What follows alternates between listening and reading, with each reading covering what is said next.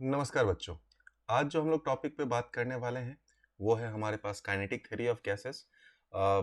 इस केटीजी, उससे पहले थर्मोडायनेमिक एंड थर्मल, ये सारे वीडियोस को आप देख लेना सो दैट यहाँ से 3-4 क्वेश्चंस बनते हैं हमेशा, तो जो आपके लिए हेल्पफुल हो जाएंगे। अगेन इस वीडियो में भी हम लोग कुछ इंपॉर्टेंट केसेस और क्वेश्चन रखे रहेंगे जिसका जो ज़्यादा चांसेस होते हैं कि एग्जाम में डायरेक्टली वैसे टाइप के क्वेश्चन आ जाए। तो अगर आप इसे जितनी बार सुनेंगे आपको एग्जामिनेशन में उतना ज़्यादा इसका हेल्प होने वाला है। ठीक है, तो चलिए स्टार्ट करते हैं। सबसे पहला हमारे पास केटीजी में अगर बात करें तो एवोगाड्रो हाइपोथेसिस, उसमें क्या बोला जाता है हमारे पास कि इक्वल वॉल्यूम अगर सभी गैसों का लिया जाए और कंडीशन सेम रख दें, so that such that pressure temperature वाले कंडीशन सेम रख दें, तो सभी गैसेस में जो है वो इक्वल नंबर ऑफ मॉलिक्यूल्स रहेंगे। और इसी का दूसरा डेफिनेशन क्या हो गया हमारे पास कि नंबर ऑफ मॉलिक्यूल्स की अगर बात की जाए 22.4 लीटर ऑफ गैस में एसटीपी पे वो number of molecules Avogadro number के बराबर होंगे। ये वैल्यूज आपको पता ही होंगी। ठीक है, अगर एसटीपी की बात करें हमारे पास तो 273 केल्विन है और इसका जो प्रेशर है वो 1 एटीएम के बराबर है। ठीक है, उसके बाद अगर थोड़ी और बातें की जाए तो पीवी इज इक्वल टू हमारे पास म्यू आर टी लिख सकते हैं हम लोग, और आर को लिखा जा सकता है N A which is Avogadro number into Boltzmann constant. तो अगर आर की वैल्यू देखी जाए तो वो हमारे पास 8.314 जूल पर मोल पर केल्विन में है। कई बार कैलोरी में भी रहेगा, तो कैलोरी के लिए अगर ये अप्रोक्स देखा जाए तो अप्रोक्सीमेटली 2 के बराबर रहेगा, 2 कैलोरी पर मोल पर केल्विन। नंबर ऑफ मोल अगर लिखा जाए तो given mass by molecular mass, given number of molecules by Avogadro number से आप निकाल सकते हैं।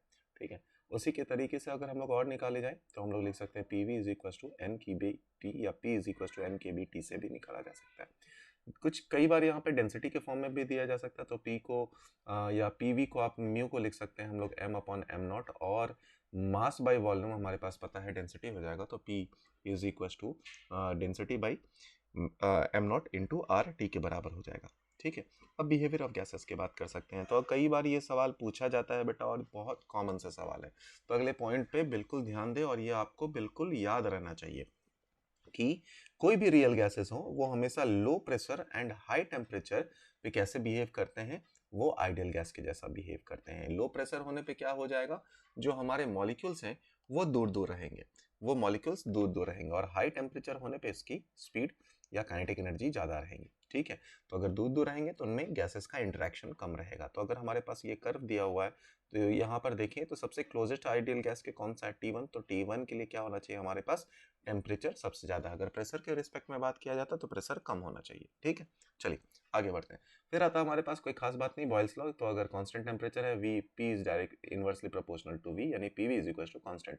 इसके ग्राफ हम लोग कई बार पहले भी कर चुके हैं, तो ग्राफ पे अभी ज़्यादा बात नहीं करेंगे। चार्ल्स लॉ पे आए तो volume is directly proportional to temperature at constant pressure की बात करेंगे। लेसेक लॉ या प्रेशर लॉ के लिए बात की जाए तो प्रेशर इज हमारे पास डायरेक्टली प्रोपोर्शनल टू टेम्परेचर हो जाएगा, बट वहाँ पे वॉल्यूम कांस्टेंट आएगा। अगर Dalton law of partial pressure पे बात किया जाए तो total pressure of mixture of gases जो है वो आई जनरली देखा जाए तो सम ऑफ इंडिविजुअल प्रेशर्स के बराबर होंगे। ठीक है, तो प्रेशर को आप P V is equal to mu R T वाले फॉर्म से लिख सकते हैं। ठीक है, चलिए आगे बढ़ते हैं। नेक्स्ट आता है हमारे पास एक एग्जाम्पल क्वेश्चन, काफ़ी इंपॉर्टेंट है, कई बार आप इसमें गलती कर देते हैं। तो क्या बोला गया है बेटा, हमारे पास गैस मॉलिक्यूल्स हैं या गैस है जो फील्ड किया है 27 डिग्री सी पे, कितना टेम्परेचर इस पे हीट किया जाए सो दैट इतना नंबर या 1/3 of the gas escape out. अब यहाँ पे जनरली बच्चा वॉल्यूम को कांस्टेंट करने जाता है। देख बेटा, बात यहाँ पे वॉल्यूम की नहीं है, बात यहाँ पे नंबर ऑफ मॉलिक्यूल्स की, क्योंकि गैसेज में तो आप कितने भी अमाउंट ऑफ गैसेज रखें वो हमेशा कंटेनर को ही ऑक्यूपाई करने वाला है।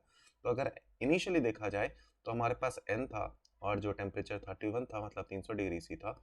अब यहाँ से n/3 बाहर निकल गया है, तो फाइनल कितना बाकी रह गया होगा बेटा हमारे पास, अगर n/3 मोल्स या मॉलिक्यूल्स बाहर निकल गए तो जो अंदर रहा होगा वो 2n/3 के बराबर होगा, एंड ये टी फाइनल हो जाएगा।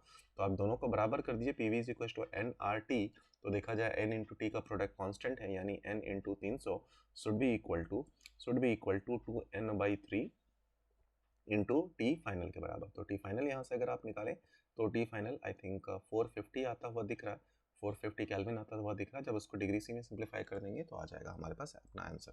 ठीक है, अगले केस पे आए हम लोग। तो यहाँ पर बोला गया हमारे पास दो वेसल हैं जिनके वॉल्यूम्स दिए गए हैं, जिनके प्रेशर दिए गए हैं, दोनों को ज्वाइन कर दिया गया है सेम टेम्परेचर पे, तो कॉमन प्रेशर क्या होगा? कुछ नहीं भाई, initially PV is equal to P1V1 plus P2V2। अब जो वॉल्यूम होगा जब ज्वाइन करेंगे बेटा, तो हमारे पास मान लो ये कंटेनर था, दोनों को ज्वाइन कर दिया, तो फाइनल जो वॉल्यूम है V1 प्लस V2 हो जाएगा, तो आप यहाँ से निकाल सकते हैं। अगर दूसरा वाला जो पोर्शन है वो इवैक्यूएटेड है, तो P2V2 वाला पार्ट को आप जीरो कर सकते हैं, या P2 को जीरो कर सकते हैं, तो वहाँ से फाइनल प्रेशर की वैल्यू निकल कर आ जाएगी। उसके बाद आता है हमारे पास क्विल्स टिप एक्सपेरिमेंट, जो कि जनरली अगर देखा जाए तो ज़्यादा इंपॉर्टेंट हो जाएगा जेई वाले पार्ट के लिए, और इसको ज़रा समझना आसान है, लेकिन अगर कई बार आपने ये कंसेप्ट पढ़ा नहीं है तो दिक्कत में आ सकते हैं। आपको कुछ नहीं करना है, इसके 4 केसेस दिए होते हैं, तो 4 केसेस है, एक एक केस पे आते हैं। मान लीजिए यहाँ पे ये ट्यूब ओपन है हमारे पास, तो नीचे की तरफ लग रहा होगा, नीचे की तरफ एटमॉस्फेरिक प्रेशर लग रहा होगा, इसका वेट नीचे की तरफ mg होगा, और जो गैस का प्रेशर के कारण जो फोर्स आ रहा होगा वो P1 ऊपर होगा, तो P1 इंटू जी। आप बेसिकली क्या कर रहे हैं, न्यूटन का लॉ लिख रहे हैं, और कुछ खास बात नहीं। तो P1 इंटू ए P0 इंटू ए प्लस mg के बराबर होगा, दोनों फोर्सेस को बैलेंस कर दिया। ठीक है, अब देख बेटा, P0 को हम लोग h सेंटीमीटर ऑफ hg भी लिखा जा सकता है। यहाँ पर जो ये मास है वो भी मर्क्यूरी का है, तो उसको भी h सेंटीमीटर ऑफ hg लिखा जा सकता है, तो वहाँ से P1 आ गया। जनरली आपने ये इक्वेशन भी लिख लिया, बाकी सारे वैल्यूज को सिंप्लीफाई कर लिया, तो आपका आंसर आ जाएगा। फिर अगर एटमॉस्फेयर के रिस्पेक्ट में बात करें, जो हमारा सेकंड केस है उसमें ये इन्वर्टेड ट्यूब है, तो जो एटमॉस्फेरिक प्रेशर है ऑफकोर्स ये ज़्यादा होना चाहिए, तो हमारे पास क्या हो जाएगा, P0 इज इक्वल टू जो वेट है mg और प्लस जो अंदर के कारण प्रेशर लग रहा होगा, तो यहाँ पर P0 इंटू ए कर दिया, वहाँ पर P1 इंटू ए कर दिया। यहाँ से सिंप्लीफाई किया जाए तो जो P1 या P2 लिखा गया है वो h माइनस एच के बराबर हो जाएगा। ठीक है, अगर हॉरिजॉन्टल रखाया गया तो बेटा एटमॉस्फेरिक प्रेशर कोई काम ही नहीं करेगा, सॉरी, एटमॉस्फेरिक प्रेशर के बराबर ही P3 रह जाएगा, और mg का जो वेट है वो काम नहीं करेगा। अगर किसी एंगल थीटा से इंक्लाइंड है, थीटा कहाँ से लिया गया बेटा, वर्टिकल से लिया गया, तो हमारे पास जो डाउनवर्ड डायरेक्शन में है वो लेंथ हमारे लिए इंपॉर्टेंट हो जाएगा, या mg का वो कंपोनेंट इंपॉर्टेंट हो जाएगा। तो यहाँ पर अगर निकाला जाए, ये लेंथ को आप निकाल सकते हैं, ये वाले लेंथ को आप निकाल सकते हैं बेटा। तो ये कैप अगर लेंथ है हमारे पास, ये h था, ये वैल्यू जरा निकाल लो बेटा, एक सेकेंड, इसे जरा इरेज कर दें तो देखने में आसान हो जाएगा। चलो, तो ये है हमारे पास थीटा, ये है थीटा, और अगर ये थीटा है बेटा, तो हमें कौन सा लेंथ चाहिए बेटा, वो इम्पॉर्टेंट है, वो हमारे लिए इम्पॉर्टेंट हो जाएगा। तो जो लेंथ चाहिए हमारे, वो लेंथ को आप निकालना चाहें तो फोर्सेस को जरा बैलेंस कर लीजिए इसके अलोंग। तो हमारे पास जो प्रेशर फोर्स लग रहा है वो इधर लग रहा है, एटमॉस्फेरिक प्रेशर इधर लग रहा है, नीचे की तरफ लगने वाला जो फोर्स है बेटा वो हमारे पास mg है, और अलोंग जो लगने वाला फोर्स है अभी वो हमारे पास mg cos थीटा है, mg cos थीटा है। तो जो P4 है बेटा, P4 इंटू ए वो P0 प्लस ए या P0 इंटू ए प्लस mg cos थीटा के बराबर है। ठीक है, बस वहीं से आपके पास ये एक्सप्रेशन आ गया h प्लस कॉस थीटा के, या h small h cos theta के बराबर हो जाएगा। ठीक है, चलिए अगले पार्ट पे आ जाते हैं। नेक्स्ट हमारे पास कई बार ये केस बोला जाता है कि एक छोटा सा एयर बबल है जो कि बॉटम ऑफ द लेक है, अब ये ऊपर जा रहा, तो बताइए कि कितना वॉल्यूम में चेंजेस वगैरह होगा। तो कुछ बात को समझो, एटमॉस्फेरिक प्रेशर वहाँ पे P0 होगा, और बॉटम में अगर मैं प्रेशर लिखूँ तो P1 इज इक्वल टू किसके बराबर होगा बेटा, P0 प्लस रो इंटू जी इंटू एच के बराबर। अब यहाँ से कुछ खास बात नहीं करनी है आपको, P1 V1 equal to P2 V2 कर देना, आपका आंसर आ जाएगा। ठीक है, और इसी में कई बार केस दिया रहेगा V1 के लिए कि n times of radius increase हो गया या डिक्रीज हो गया, तो ये सब बातें यहाँ से आप निकाल सकते हैं, यही बातें हैं। ठीक है, आइए अगले एग्जाम्पल में आते हैं। तो अगला एग्जाम्पल हमारे पास क्या बोल रहा है, जरा समझें कि एक इनक्लोज्ड चैम्बर है हमारे पास जिसका इनिशियल वॉल्यूम V है और प्रेशर P के बराबर है। अब यहाँ पर हमारे पास एक पंप लगा है जिसके लिए स्ट्रोक वॉल्यूम है कुछ स्मॉल Vs लिख लेते हैं। तो n स्ट्रोक के बाद कितना प्रेशर होगा वो बताइए। तो अगर स्ट्रोक फर्स्ट स्टेप पे देखें बेटा, तो हमारे पास P1 या initial pressure into V that should be equal to हमारे पास किसके बराबर हो जाएगा, पहले ऊपर लिख देते हैं। तो हमारे पास P1 into V should be equal to P0 लिख लेते हैं, P0 इनिशियल प्रेशर रख लेते हैं, शुड बी इक्वल टू। अब देख बेटा, जब यहाँ से यहाँ तक पिस्टन हमारा आ जाएगा तो जो टोटल वॉल्यूम होगा, पहले V जो कि कंटेनर या सिलेंडर का वॉल्यूम था, और स्ट्रोक वॉल्यूम स्मॉल Vs, तो हमारे पास P1 की वैल्यू कितनी आ जाएगी बेटा, वो आ जाएगा capital V plus V stroke के बराबर। तो P1 का एक्सप्रेशन हमारे पास कितना आ जाएगा, कहीं लिखा होगा, तो P1 का एक्सप्रेशन हमारे पास आ जाना चाहिए, that is P not V upon V plus VS, ये आ जाएगा P1 का एक्सप्रेशन। फिर उसके बाद क्या हुआ बेटा, हमारा जो पिस्टन था वो वापस आया, तो इस टाइम पे जब आया वापस तो हमारे पास प्रेशर ऑलरेडी आ चुका था, इसका कितना प्रेशर आ चुका था, P1 प्रेशर आ चुका था, और उस टाइम का वॉल्यूम हमारे पास V1 था। फिर ये स्ट्रोक वापस अपनी जगह पर गया, तो P2 बाद का प्रेशर बना और V प्लस VS आया, तो P2 की वैल्यू हम लोगों ने निकाल लिया जो कि P1 टाइम्स था। P1 की वैल्यू आपने पुट करा तो देखा 2 स्ट्रोक पे P into V plus VS का पावर 2 दिख रहा है, तो अगर n स्ट्रोक हो जाएगा तो क्या आ जाएगा, P होल ब्रैकेट में देखा जाए V plus V by V plus VS whole का पावर n के बराबर। ठीक है बेटा, तो अगर n स्ट्रोक के बाद जो प्रेशर होगा वो होगा इनिशियल प्रेशर कैपिटल V जो कि सिलेंडर का वॉल्यूम था का power n divided by cylinder का volume plus stroke volume whole power n के बराबर। उसके बाद आता है हमारे पास pressure exerted by ideal gas on the wall of container.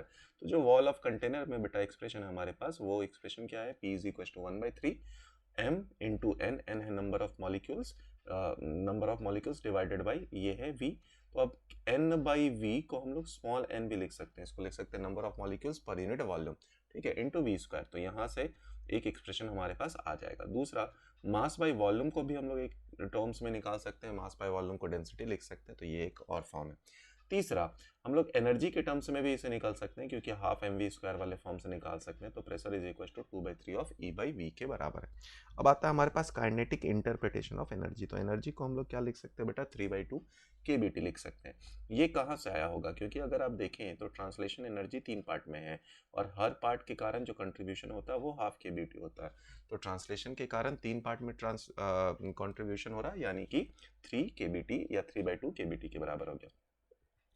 फिर आता है हमारे पास आरएमएस स्पीड। आरएमएस स्पीड का मतलब क्या है, अगर हमारे पास रूट मीन स्क्वायर स्पीड को समझें जरा, तो क्या उसका डेफिनेशन क्या बोल रहा है, square root of the mean of square. मतलब जो भी इंडिविजुअल स्पीड होंगे सभी का पहले आप स्क्वायर कर लीजिए, उनका मीन ले लीजिए और उसको फिर अंडर रूट ले लीजिए, ये कहलाया हमारे पास रूट मीन स्क्वायर स्पीड। ठीक है, अगर आप इसी को सिंप्लीफाई करते हैं तो हमारे पास वी आर एम एस का जो एक्सप्रेशन है वो आ जाएगा under root of 3 kBT by m के बराबर, स्मॉल m। और जब वी आर एम एस लिखा जाएगा तो वहाँ आएगा हमारे पास 3RT by under root of 3RT by m के बराबर। कैपिटल M क्या है बेटा, हमारे पास 1 मोल ऑफ गैस का मास है, और स्मॉल m एक मॉलिक्यूल ऑफ गैस का मास रहेगा। एवरेज स्पीड बात किया जाए तो एवरेज का नाम ही पता है आपको, अर्थमेटिक मीन के बराबर है, V1 plus V2 plus V3 so on के बराबर हो जाएगा।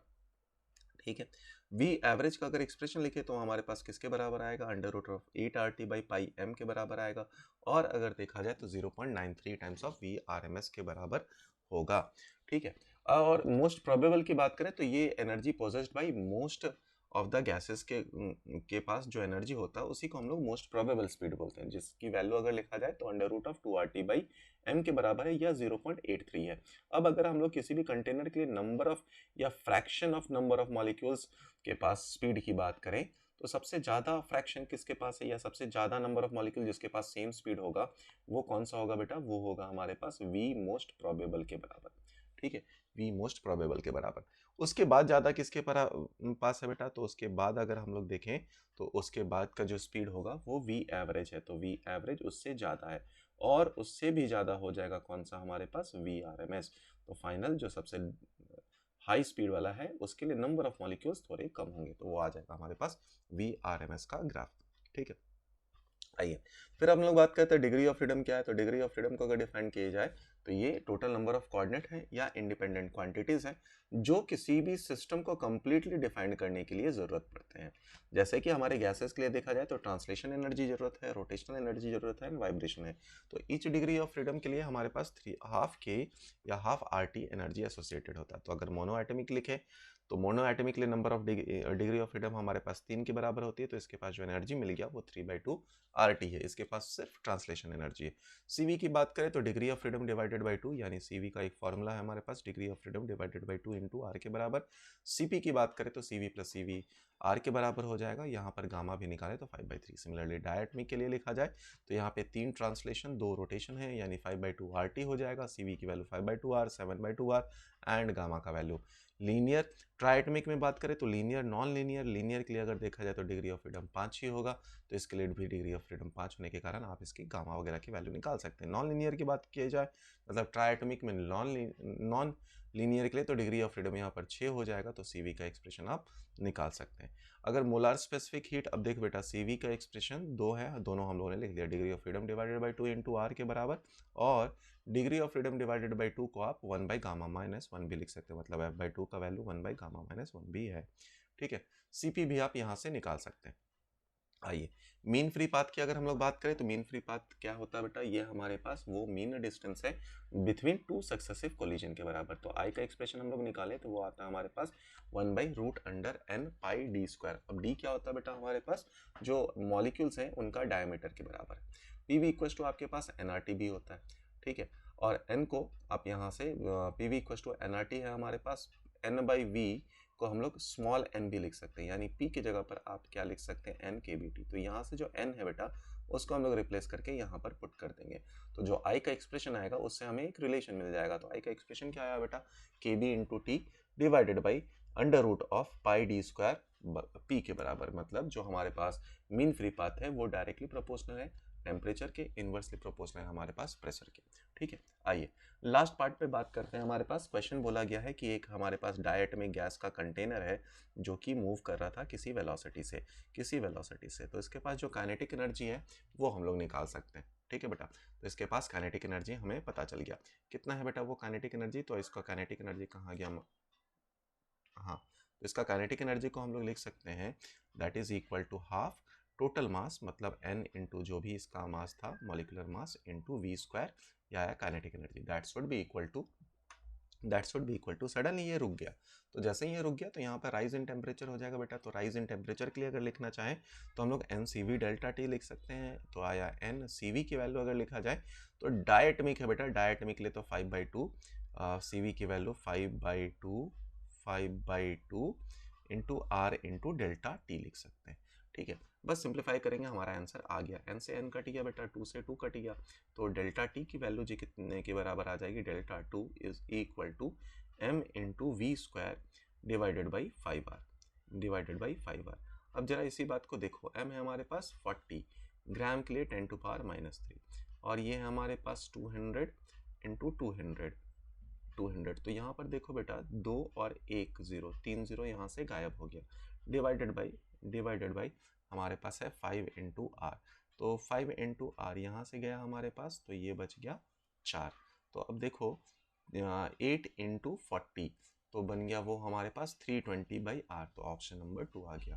तो ये वीडियो के साथ ही पूरा थर्मोडायनेमिक वाला पार्ट कंप्लीट हो चुका है, थर्मोडायनेमिक KTG। आप इन सारे वीडियोस को आसानी से देखें, थोड़ा अच्छे कंसंट्रेशन के साथ देखें, जब देखा हो जाए तो उसको बार बार सुने ताकि ये सारे केसेस, ये फॉर्मूलेज आपको याद रहें। अगर आपको सारे काम सही लग रहे हैं, अच्छा लग रहा, तो आप अपने दोस्तों वगैरह को शेयर भी कर सकते हैं। ठीक है, तो मिलते हैं अगले वीडियो में, तब तक के लिए bye bye, take care and धन्यवाद।